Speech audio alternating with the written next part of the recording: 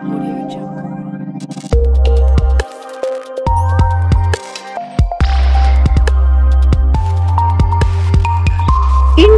TV9 news Maharashtra.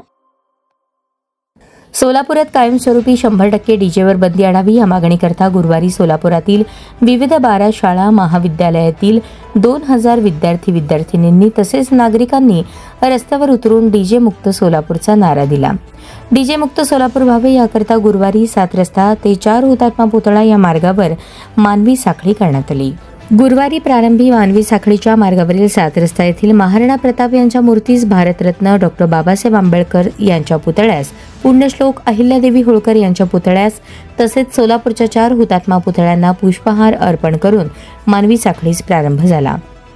या मानवी साखळीमध्ये Sangameshwar Mahavidyalaya, Suyash Vidyalaya, Hindusthani convent school, Rogers school, Mary B Harding school, Haribhai Devkaran Prashala, Dnyanprabodhini, Mangalwedhekar institute of management, Seva Sadan प्रशाला, सिद्धेश्वर प्रशाला अशा 10 शाळा आणि महाविद्यालये सहभागी झाली होती.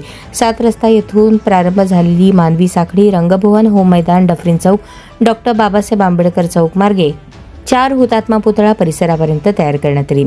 यावेळी विद्यार्थ्यांनी डीजे मुक्त सोलापूर झालेच पाहिजे, बंद करा, बंद करा, कर्ण कर्कश डीजे बंद करा अशा घोषणा दिल्या. तसेच डीजे मुक्त सोलापूर झाले पाहिजे या मागणीचे फलक हाती धरले. भर पावसात रस्त्यावर उतरलेल्या विद्यार्थ्यांचे कौतुक केले.